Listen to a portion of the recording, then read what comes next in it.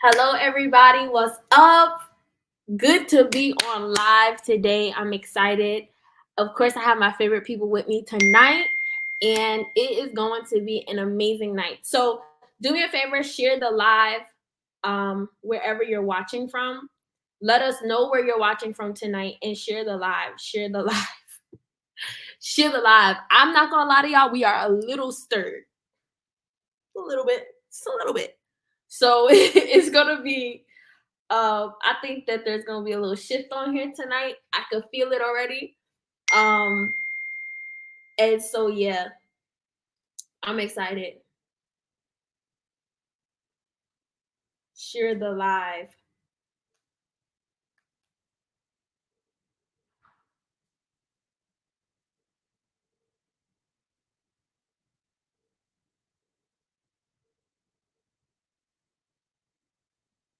Okay, let me see. Let me see. Let me see. I'm excited. I see you guys coming in.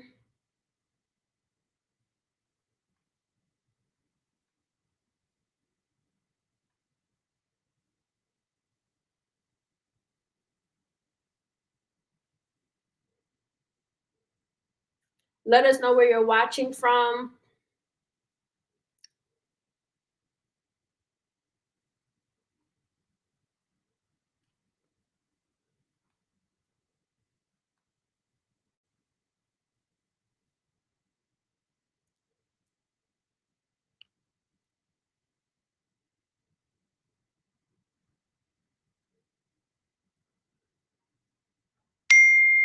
All right, let me share this on what's it called, and then we're gonna get started tonight.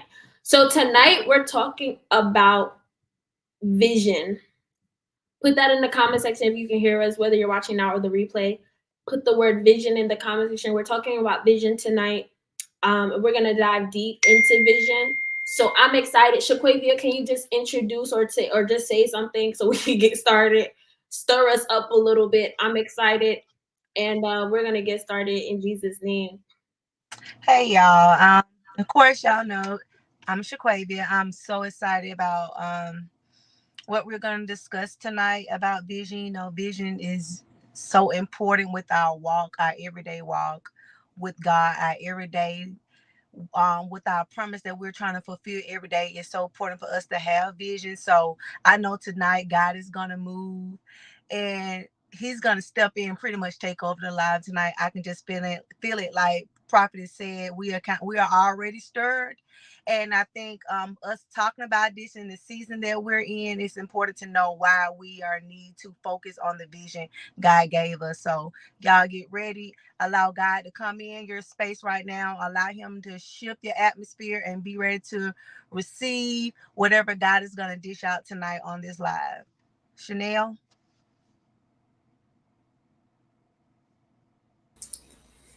Yeah. Yeah. So we are talking about vision. I'm a little stirred right now. So I'm gonna try and stay down here with y'all because we kind of started having church before we got on here. We was in the spirit.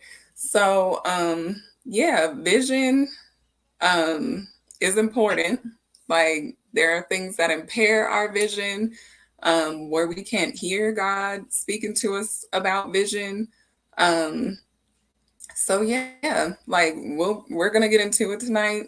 And yeah, he's I feel it. He's gonna take us in somewhere. So sit back and enjoy. Sit back and enjoy. So Proverbs 29:18-19 says, where there is no vision, the people perish. But he that keepeth the law, happy is he. A servant will not be corrected by words, for though he understand, he will not answer. So without vision, people perish. Vision is what keeps us alive. Vision is what gives us hope for tomorrow. Vision is what allows us to see the end before the beginning, or the end while we're in the beginning, I should say. Vision allows us to I will say there's some dangers to vision because I'm a visionary, And if you are a visionary, sometimes you lack detail, you lack organization, and you lack patience. Okay, so we'll get there. But vision, somebody put it in the comment section, vision. So without vision, where there is no vision, or without vision, the people perish. So what I want us to understand is that where there is no vision, that people will perish is a wake-up call to whatever you are, either as a person, it could be a church, it could be a business, it could be an organization. Where there is no vision, you will surely have no end. You will have no hope. You will have no future, no promise. And so if you don't have goals, you're not going to get anywhere. If you don't get anywhere, right, life starts to lose its meaning where you have no vision. This is why people commit suicide. This is why people have suicidal thoughts, because they're like, you know what? I don't even think I can see myself in tomorrow. When you can no longer see yourself in tomorrow, you lose your vision, you lose your hope, you lose your tenacity, you lose your force, you lose your way of going. And so tonight, what we're coming to do, I believe, is to reignite vision in you, reignite vision that maybe have been lost, reignite vision. And so we're going to be talking about the power of vision tonight, and we're going to be going through vision. I wouldn't more necessarily say this is going to be a conversation. What I feel in the realm of the spirit is that tonight is a wake-up call. Tonight is an alarm being established and set and sounded for you to wake up to your vision. Where you were lacking in vision, come on, who am I talking to? Where you did not have vision, where you said, God, I don't see myself living, where you said, I don't know what my business is going to be in the next 15 years. I don't know what my ministry is going to look like, my family. Everything you do needs a vision, whether that's your family, whether that's your marriage, your children. You give your children a vision. And so, yes, it's very important that you have vision. Okay, you have vision. So in your own words, y'all, Shaquavia, Chanel, what is vision to you guys, and where are you guys right now at with vision? Okay, with me, I was sitting here thinking, when you were just talking, got a little stirred. But when you was talking, and for me, vision is my faith. Without having faith is the substance of things hoped for the things that we can't even see. So if I don't even have faith, how in the world can I have a vision? So with me, vision to me is most definitely the first off having a foundation of faith. Without having faith in my life, without even having strong faith, I can't even conjure up any type of vision or be a visionary or even allow God to even show me any type of vision, because without faith it's impossible to please God. So without faith, I can't even have no type of vision. So with me, vision is important, and vision is important, but in order to have vision, I have to have a foundation of faith to me. And I'm gonna let Chanel go before I start going. But that's what it is to me. And with right now, where I'm at with my vision, there's a lot of things that God has been giving me and showing me, but I lacked, because of hardships in my life, I was lacking faith. But now that I have spent more time in God and start building up my faith, I'm now able to push forward the visions that God has given me. So that all ties back into having the foundation of faith. That's good. That's good. That's good. Chanel, your words, vision. Okay, so vision to me is basically a blueprint. It's God's blueprint for my life when I'm walking in his will, basically. And then, like she said, the faith aspect, basically, I have to have faith in God to walk out that vision, to trust and believe his purpose and design for me in this earth, the space of earth, and how I'm supposed to impact other people's lives, and to just grow. Like his vision basically is the foundation in which I make decisions every day, because when I know the vision he has for me, I'm able to, what is that called? Like walk out the different pieces of his vision for my life, my family, getting my children in place, my marriage, businesses, different things he wants me to do. And like she was saying, where I'm at with that, I don't think I'm at the beginning. I might just be at the beginning of a new phase of the vision in my life. Because I have, like she said, like you're just getting so many different things. So just because I have he's always given us pieces of the puzzle of the vision, because we only know and see part of it. We don't have the aerial view of our whole life, the beginning and the end of it, just like he does. So yeah. Absolutely. So my next question to you guys would be, where was there a time, and I'll start off, of course, so that I can guide y'all, whatever. But can you share an example of your own life where having a clear vision or goal helped you succeed, and how did it impact your actions and decisions? So again, can you share an example in your own lives where having a clear vision helped you succeed, a clear goal helped you succeed, and how did it impact your actions and decisions? So I'll say this, in 2022, we always do vision boards, but we do vision boards wrong. I'm just gonna be honest. We do vision boards at the beginning of the year, wrong, right? And I believe that prophetically, with wisdom and guidance and counsel, that every month, every new year, you should name your years. You should name your month. What do you want God to do in that particular time frame? What do you believe? Because like Shaquavia said, it takes faith to have vision. Vision is a realm of faith. And because many people don't understand, the greatest realm of prosperity is sight, it's perspective, it's vision.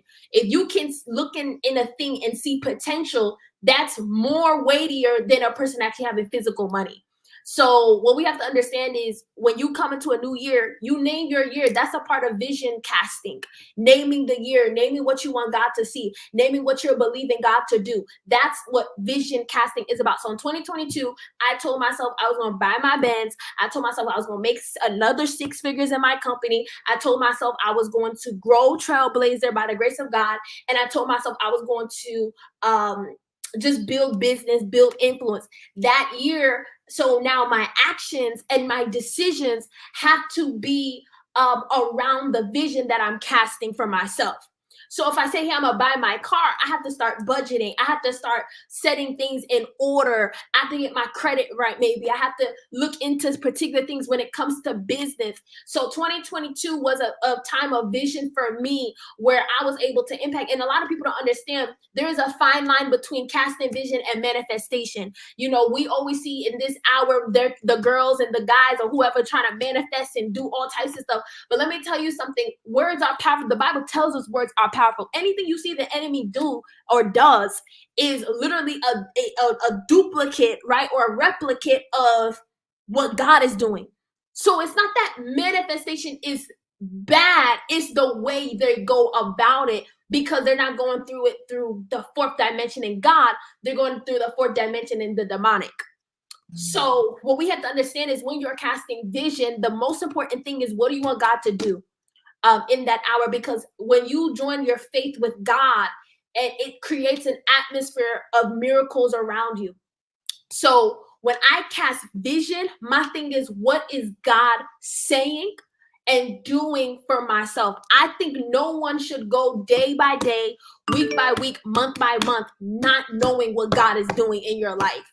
That's where a lot of people come into a place of depression, suicide, anxiety, and worry, because and I'm gonna break this down too, because you're in that state of depression, worry, and heaviness because you are not clear about what God is doing in your life. See, you shouldn't need a prophet all the time. Yes, a prophet is good to advise you, to give you solutions, to give you answers to problems. But you, as a child of God, as a believer, should know what God is doing in your life. You should have an understanding of what hour you're in, what is the season you're in, what is the timing you're in. This all has to do with vision. The Bible also says, write the vision and make it plain so that when others read it, they'll run with it. In order for you to write a clear vision, you have to know what God is doing in your life. And so this was a time for me where I was able to write vision. I was able to partner with God, and I was able to speak words into the vision. So this is why if you can speak words into your vision and your vision unlocks, what does that say about people that speak word curses over your vision and your vision dies? Many people's vision has died because of people's words. And so there's many people, Shaquavia, they spoke word curses over somebody's vision, over somebody's marriage, over somebody's business, over somebody's money. And now the money, the business, the ministry, whatever, it died because of the words that somebody spoke over the vision. So this is why when we talk about manifestation, that is very real. God said, I have given you power to create wealth. He said, I have given you authority. You know, he does trample over scorpions and serpents. That is power. That's manifestation of the power of God. And even when he says your words are sharp, they're quicker than a two. The word of God is sharp and powerful, quicker than a two-edged sword. Then he says life and death is in the power of your tongue. So when you have new vision, you have to be very mindful and very careful of the words that you're speaking over the vision. And how are you using your words to manifest the vision of God in your life? How are you using your words to speak over the vision so that the vision can come alive? Many people's vision is dead. Watch this. Not because they didn't write it down, but because they didn't speak it first. Help me, Holy Ghost. Before you write it, you speak it. Before you speak it, you see it. So many people's vision is dead because they did not speak it before they wrote it. And when words are like seeds. So when you speak something into the atmosphere, it plants. And now when we're talking about it in the aspect of vision, it plants and it grows. That's good. So anyways, I just went to a whole... I know. Lord Jesus. I'm stirred. Y'all got me on the wrong day. Good evening, Miracle. Share the live, please. So who wants to go first? Shaquavia, Chanel. When did you guys use vision in your life, and what was the decisions that led, to the impact of that? Okay, I would say mine started when I first opened my business. I was like 20, 23, 24. I'm 32 now, but 33 now. Sorry, but that's when it started for me, because I saw myself, operating as an entrepreneur, and what got me in a place of vision anyway was me praying. So when I was praying, God would start showing me things of my, my store, what it would look like. And the more I prayed, the more I got an insight of how the inside would look, how it would operate. And so that's what started out with me. But to piggyback on the things you were saying, Prophet, the Bible says, as a man thinks, so is he.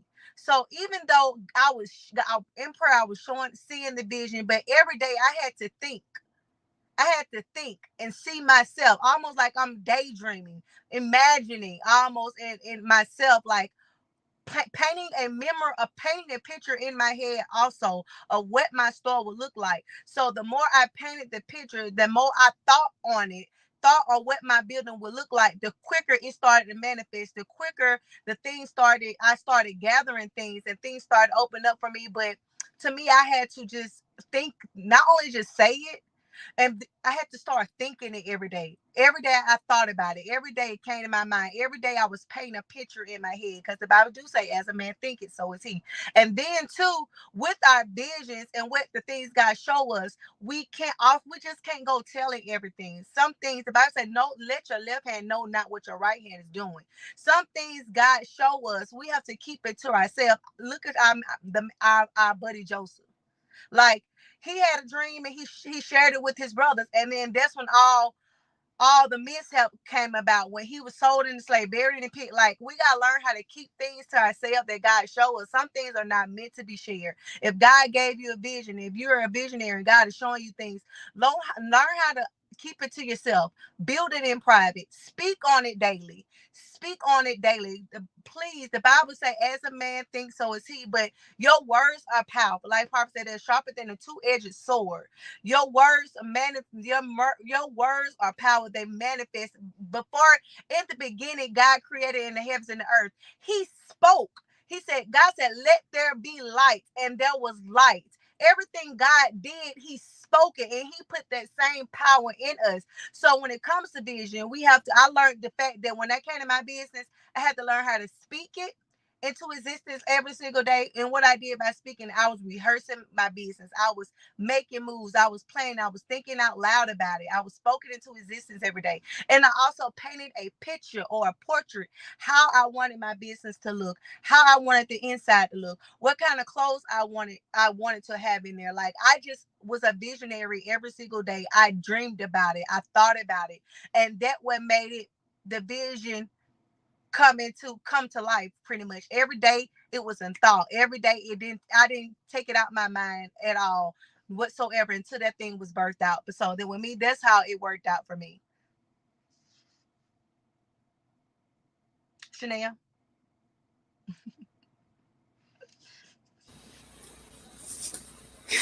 All right.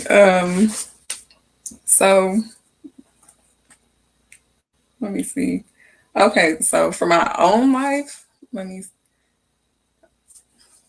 all I got right now was when I was in high school running track freshman year. I considered myself the best, and I didn't. Yeah, I would. The girls, there was girls on the team who wanted to beat me because I was a freshman on varsity. So to me, it was like I was running for my life. Like, every time I was out on that track field, even if it was practice, I don't care if you're a teammate, you weren't going to beat me. And that's how I went out there, even for the race. Like, you see yourself running and crossing that line to your victory. So I'm like, it was basically I became the vision I saw for myself, like winning. I'm like, we went to state because of that. So I just wasn't going to not win. Like, I became mentally the vision that I was seeing. Like, you could not tell me I was not going to win or that you were going to beat me, because that just pushed me even further with that one. And then there was another one, like in 2015. It was my goal to move to Texas, move my family to Texas, my husband and kids. And that's what I did. I said I knew what area I wanted to live in. I said I wanted a house in that area. I got a house in that area. I said I wanted a job to be a medical assistant in a specific hospital, which was Baylor Hospital. And I got that. And I remember my husband going, I'm so proud of you. Like, everything you said you wanted to do, you did it. Like, I moved there. What do you call it? We didn't have a place yet. So we moved in with my sister-in-law. I had applied before we moved, and I had an interview, like, it was set up within a week for that. And then, like, I got hired. Like, everything happened that I was asking to happen. And that happened because of prayer. Because honestly, with that, I'm like, it was prayer. It wasn't like, it was just like, ooh, I feel like I want to do this. And I moved with the feeling. It wasn't like God showing me a vision, but he just kind of laid everything out for it to play out the way it did. So. That was good. That was good. That was good. That was good. Can you hear me? Can y'all hear me? Okay, cool. So the next question. This is good. This is a good question. How do you differentiate I always have a hard time saying that word. How do you differentiate the difference between vision and goals? Because it's a fine line between vision and goals. But how do you differentiate the difference between vision and goals? And how can setting goals help you in achieving a broader vision? So, first question, what's the difference between vision and goals? Who want to go first? You want me to go? I don't want to go first. I go. Yeah, she can. Oh, you want to go, Chanel? Yeah, I'll go.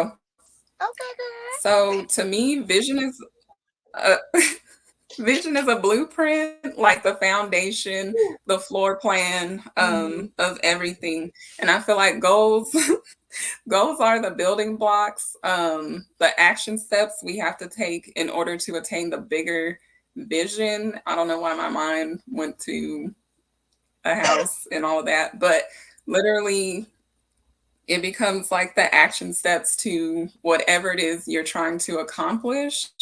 So, okay, maybe that's why. So even like when I said before, like the vision is a blueprint. So our lives, like it is literally like a house. Like these rooms, every room represents something different we are working on. And like it takes certain materials and different things to build that, resources, whether it's a foundation of prayer, whether it's developing character development, or just different things to have the capacity to be within that bigger, broader vision that is over your life. I'm done. So with me, when you asked that question, immediately I thought about destination. So with me, vision is the journey. Because a lot of times God shows us so many things. Like we'll see it, like I see a vision of me, like for acting. I see myself acting, but I don't know about me. Acting is my vision. Like I saw myself on set. I saw myself before cameras. But the vision is the journey. The goal is the destination for me. So that's why I look at it. Vision is the journey, because God will show us something, but we don't know what all we got to go through for the vision to manifest.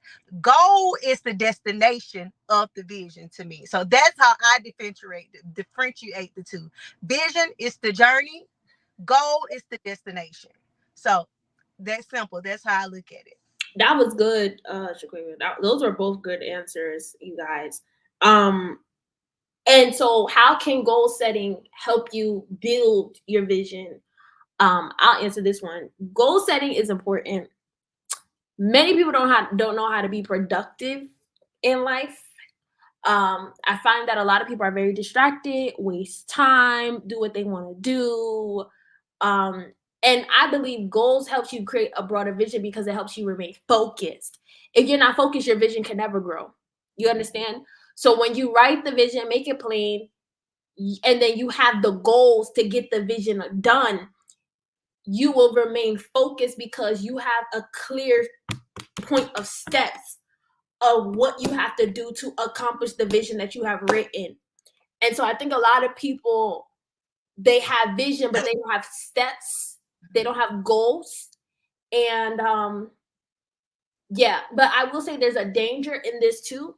Being a visionary myself, sometimes when you have such a big vision, it could bring you into such a place of depression, or in a place of being impatient, because it's like you see the end goal and it's like, you know what God has shown you, but you're like where you're at now. So it's kind of like, well, how can I see this far, but then my reality looks the way it does? So I think one thing we have to be cautious about when we are casting vision and writing vision is that you need to only do what God told you to do at this moment. And that will cause you not to be so heavy and feel a lot of unnecessary weight and pressure, and ultimately can almost become your own warfare, because you're warring against yourself and your own vision, because you have such a big vision, but where you're at right now, your reality doesn't match what God showed you. And so a lot of times, a lot of visionaries are in a place of creative frustration, and also not only creative frustration, but I would say productivity, because it's like, well, if I'm not going to see what I want to see, then I'm not going to do what I have to do to get there. But it also is understanding despising not small beginnings, small beginnings. As a visionary myself with big vision, it can be very difficult sometimes to look at small beginnings and to not despise them, because small beginnings can be very difficult. When the I think one of the most crucial times of building anything is at the baby part of it, the immature part of it, right? Even when you have a child, the crucial parts of any human being, they will tell you, is the adolescent years, because it is in those years your brain is developing, your frontal lobe is developing, your habits are developing, your personality is developing, your character is being developed in the immature, premature baby parts of the human. You know, that's why a lot of people are messed up right now, because while they were a child, they experienced childhood traumas and wounds and different things like that, and it has developed into who they are as an adult. So that's the same thing with vision. The most important parts of vision is the baby adolescent years of your vision, the small beginnings, right? A lot of times we start the business, we don't make the money in 3 days, and we like, I'm done. You know what I'm saying? Because you have big vision, but you don't see the fruits or the manifestation of that vision. And so I think it's important that when you're building, you are being patient and standing still with it. So, Chanel, answer this question for us. How can having vision help you with how can having goals help you broaden your vision?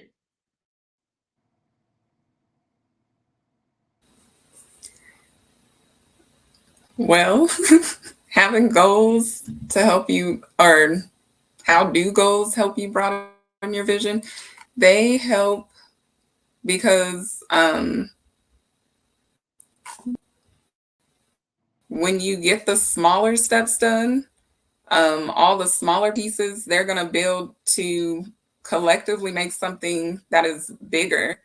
It allows you to stay on track and stay the course for the journey and the building of that vision. So, yeah, I'm like, nothing too long. When you was talking Prophet, it came to my mind when you was talking like the baby steps, and God was like, God was showing me, like, you know how as kids, when you was like as children, we know how we do build the blocks when we get the Legos and we stack them and we stack them and stack them, and God would just minister me then, because I was like, yeah, hey, I thought about my own business, like, yeah, and it start small and you don't go, but God was like, enjoy that. He was like, that's the easiest. He's like, that's why he said, that's why I don't like tell you not despise them, because that's the easiest. Laying the foundation is the easiest part. The bigger your business get and the bigger the vision gets, it's harder. Like, think when we're stacking the Legos and the blocks, it's more easy to tipsy and Tavi over. It's harder. You got to be more delicate when you're placing the blocks. So when God would just minister to me then, because I was like, dang, that would make me stop a lot of times at business. Like, I'll be obedient. I'll see the vision. I'll open it. And I was thinking, as soon as I open it, boom, I'm going to sell. And then I open the store, and then customers are not coming in like I wanted. And I get defeated, or I feel defeated, and my expectations makes me depressed now, because I've done a thing. I saw the vision, not manifesting how I thought. And then I was like, dang, God, that's pretty much how I felt when you was talking. He was like, but that's the part that you should enjoy. He was like, because when your business become a Fortune 500 company, it's not going to be as easy to maintain as it did when you first started out. So when you was like, despise not small beginnings, we need to learn how to enjoy them, and learn how to enjoy them, because the bigger your vision get, the bigger the business get, the bigger you get, you have to put on more responsibilities. You have to fight bigger battles. So that just right there, and God encouraged me so much right then, because it's like when we're playing with them blocks as kids, it's easy to start out laying them Legos or building them blocks at first, but the higher it gets, the higher it gets, the more delicate we have to place the Legos because it's easy to fall off. And then we have to start way back over. So I look at it that way, like, we got to start loving the small beginnings. God give us a vision and it doesn't take off like we expect. Our expectations might make us feel down. We might get depressed because we've done something now. God has told us to launch something, launch the ministry, launch the business, launch this and do that. And you was obedient and you obeyed and the outcome is not what you expected. And we despise it and we quit. And then we got to turn back over and do it all back over again. So we just got to learn how to rejoice in the small beginnings. Be consistent if no one shows up. Be consistent. Like for me, if you do a conference and only a handful of people show up, you got to still be consistent. You got to still be able to build because what you saw, what God shows you, it wasn't a lie. You just got to learn. God got to see if you're faithful over the few. He said, if you be faithful over the few, I'll make you ruler over many. So we got to learn how to be faithful over the small things so we can build and gradually get to the place that God has showed, because we appreciate things more when we have to build for it. If God can plateau, peak us to the top, and we'll think we're high and mighty, or we think we're there, and then we don't value as much. But when you build something from the bottom, when God gives you a vision, you build it from the bottom, you're going to take care of that thing, and you're going to labor over it well. You're going to watch over it well because you've had to build that thing from the bottom. So yeah, just got to enjoy the small beginnings, y'all. The visions God give us, no matter how they start, no matter how it starts. Entrepreneurs, visionaries, ministries, no matter how it starts, don't let your expectations stop you and get you depressed because what it looked like, it didn't turn out what you thought. Just keep building because God didn't lie when he showed you the bigger vision. When he showed you the vision, it wasn't a lie, it's gonna happen. But you just gotta keep building it. But yeah, that's it. That just ministered to me because I'm that girl like for a long time, getting depressed because I saw a vision and then it's not. As soon as I did it, a month or two go by. Oh, wait a minute. And then you want to the next thing. That's not healthy. Because that was me. When you're multifaceted, sometimes it's like, yo, this ain't working. Okay, let me do what the other thing I was gifted to do. But what I've learned is when you see anybody that does anything great, they've been working on that one thing for decades. One of my coaches, she's been in the business she's in for over, I think, 10 or 12 years. She's made 50 million in the business. But I'm gonna be honest, like really around like 2020 is when she really started to like become more successful, influence. Like now she's in her years, and even now she's still like, I'm not on, Oprah Winfrey's level. I'm not on. There's still more work to do. So it's enjoying every level you're at. Not despising small beginnings, loving the process, and staying faithful to the vision.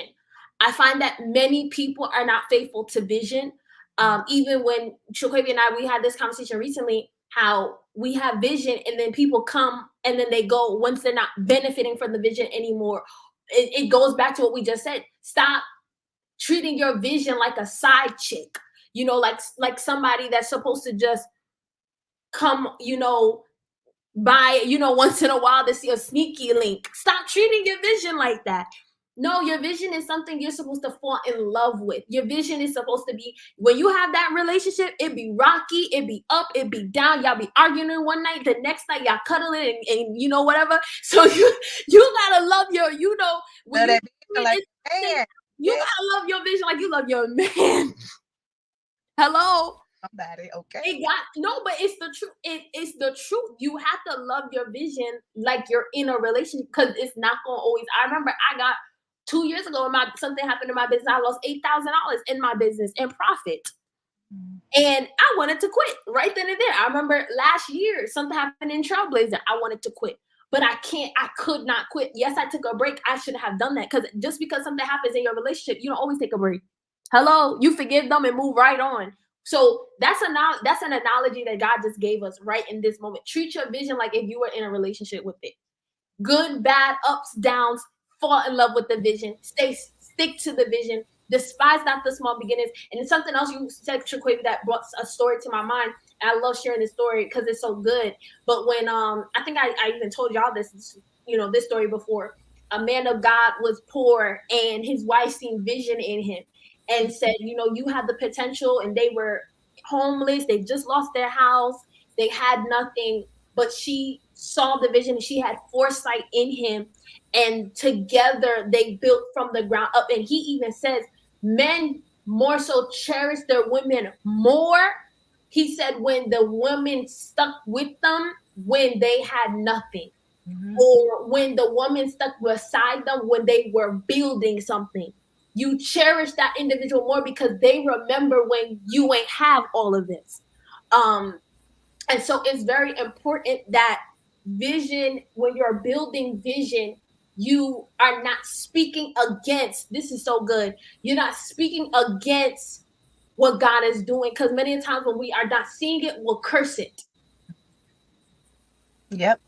We'll curse our own vision. We'll curse what God is doing. Oh, this is trash. I'm done. Oh, this, oh, that. I'm quitting. I'm done. And this and the third. This ain't nothing. You ain't never gonna be nothing. Be careful what you say when you building over your vision, over who God has assigned you to help build vision with. It ain't just vision partners in marriage. It's also in ministry. It's also in business. It's also in friendship. Right? It's in a lot of different areas, but we're microwave people. We want things so fast and overnight, and we want it, to be great and all, but no, fall in love with the process. Yo, I love where I'm at right now. That should be your mentality. It's so easy, especially with social media, to see what somebody else has and be like, I don't have that, so I hate where I'm at, Chanel. Like, I don't have the Benz and the money, so I hate where I'm at. And your attitude is actually restricting God from doing and releasing what he wants to release.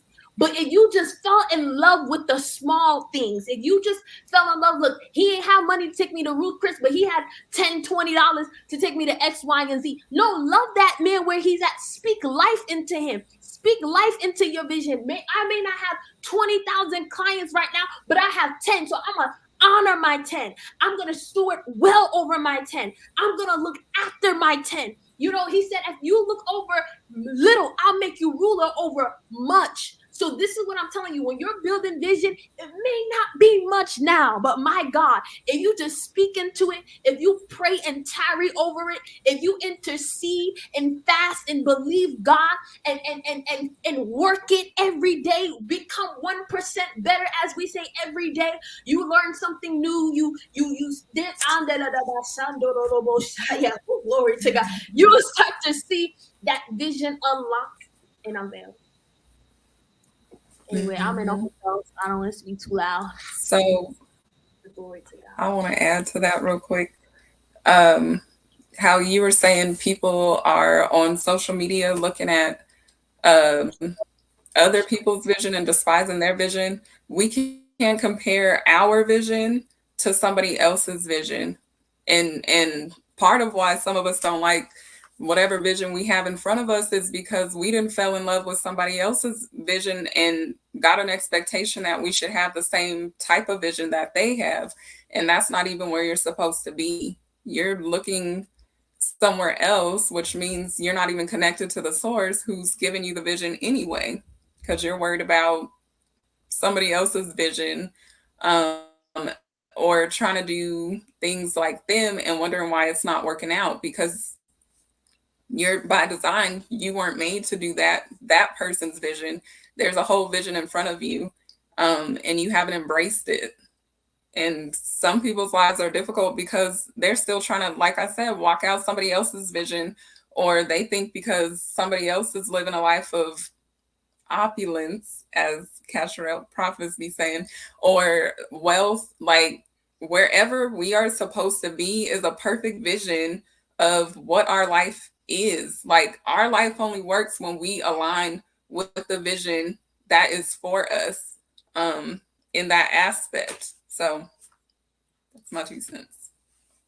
And yeah, the bigger the vision, the bigger the more it takes to build. Like, look at Jeff Bezos. He started in his garage. He started Amazon in his garage with one computer. Look at the man, the creator of Facebook, Mark. Mark pitched his idea to so many people and got declined. Look at Tyler Perry. Tyler Perry said he would do shows on top of shows and when nobody come but the people that was inside the play. He said, but he got down. He got sad. Got to a point where his mama told him, I don't even know why you doing it. You might as well just go get you a regular job and just do that because it's not working. And he said he was applying for Alabama Power and someone just told him he couldn't. That something is the drive, that something is the vision. What if these people would have gave up? Now all these other people are connected to their vision. Jeff Bezos got people that needed to work up under him. Mark got people that needed to work under him. If Mark never did this, we would have never connected.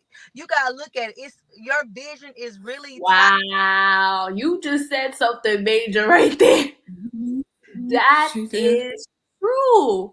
I'm just saying, if Mark never did his vision, we would have never been on here. We would have never known each other. Never would have known each other. Like your vision's connected to somebody. What if you're missing lip gloss in the kitchen right now? That's right now. You keep missing in the kitchen till God promotes you to a warehouse, till God promotes you into a laboratory. Like we can't just give up because it started off small. Like you got to know if that vision is in you and you can't shake it, it's there for a reason because people are connected to your vision. Your vision is so important. Like we look at that just did something to me because we look at social media like this is the evil, this is that, but no, look at it. If Mark never did that, we would have never connected. Ministry can do what ministry is doing for some people at home right now. Like we gotta look at it at things from a different aspect. But yeah, that's my 2 cents. But just keep hold of the vision. The bigger the vision, the more it takes to build. It don't take a skyscraper. It don't take a house that long to build as a skyscraper does. It takes longer time to build a skyscraper than it does a home. So just keep building. Don't give up on what God is showing you, no matter where you are, no matter how you started. Just keep working and building the vision God has gave you. Don't give up on it. I don't know who this is for, but don't give up on the vision. No matter how you start now, please don't give up. But that's it. That's it. That's good. Well, we can just end right there. Don't give up on the vision. Y'all dropped some nuggets. I don't really know what else to add. Like, I mean, it's just time to, the hour we're in is a crucial hour. It really is a time where we have to be very careful with our words, with our actions, with our thoughts. We have to build a mental fortitude. Like, I really believe we need to put our mind through mental conditioning and really creating mental fortitude and really becoming a person of a thick mindset. I don't know what other ways, how to say that, but when you have high level thinking, you're putting yourself in a predicament or in a position to endure. You're putting yourself in a predicament to have tenacity.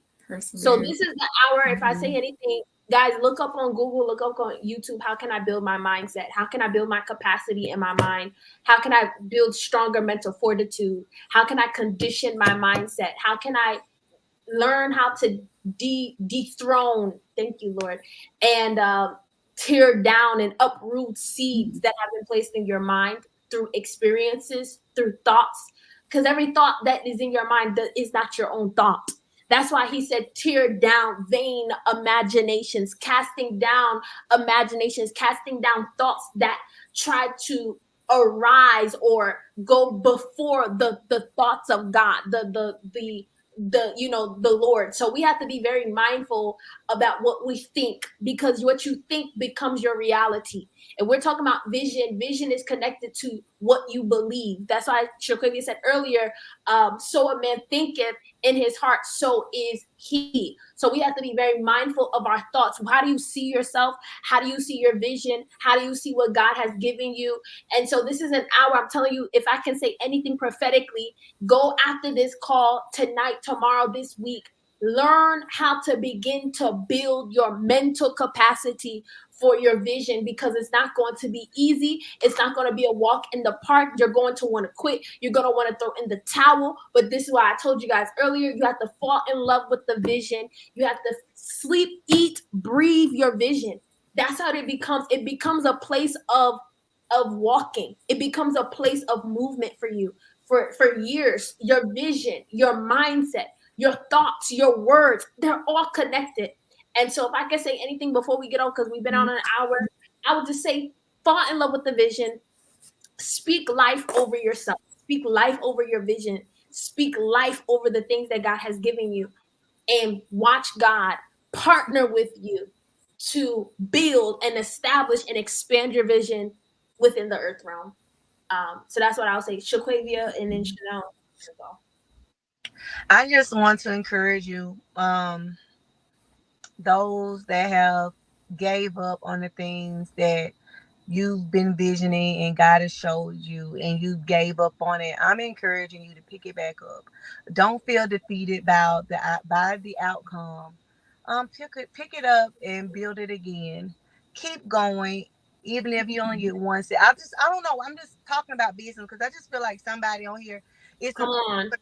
and they have gave up because they ain't make the sales that they thought they would make, or it didn't hit off like they thought it would hit off. I'm encouraging you to pick it back up and keep building and stay steadfast in it, and just see what the reward would be. Just keep working it. Keep working your vision. That's all. Chanel. Vision is, all I keep hearing is like, vision is hope. Like, vision is hoping for that tomorrow. Like, regardless of how you feel today, like, there's still tomorrow. And there's the day after that. If God allows you to, all those tomorrows, but make sure in every day you are building your mental capacity, your mental fortitude, like she was saying. And just knowing that, like I said, because I know, like, for me, even in different moments, like, even though I didn't have like the full picture of who I am, or like I knew enough to hang on for the next and keep moving, and living in that day with what I had in my hand to do with what was needed for the next day to build. Like, every day builds for the next day, for the tomorrow. Like, your present day builds for your tomorrows. It leads up to that future. So that's all I have. It's like, vision is the hope. It's hope. So just have faith in it to keep moving. Amen. And be Amen. encouraged. Chanel, your video is like, when you watch the news and they have an interviewer on there, and it's like 2 seconds delayed, like the person's response. That's Chanel. Oh, you like, we're gonna click on over, we're gonna go and stand by and talk, and they sit there like, Chanel. I can't with you. I'm done. that be Chanel, yo. I'd be like, Chanel. She be like, yeah. So because she's delayed. Like, her Wi-Fi is like delayed, I guess. So I'd be like, Chanel, like Shaquavia said, Chanel said, and we are here. Yeah. And I'm live. Oh God, you funny. But okay, y'all, we're gonna end this. This was so good. They gave wisdom, they gave gems, they gave advice, they gave strategy. And I hope you guys go back and watch the replay, take notes, and do the homework, do the prophetic act. After today, I will build my mental capacity, I will build my mental fortitude. And go forth, man. It's time to go. It's time to go forth. So love you guys. Share the live if you haven't shared already. Thank you for commenting, and sharing. I see you guys liking, and I appreciate you guys for liking and sharing. And we will see you next time with Conversations in the Garden. Bye, y'all. Love you guys.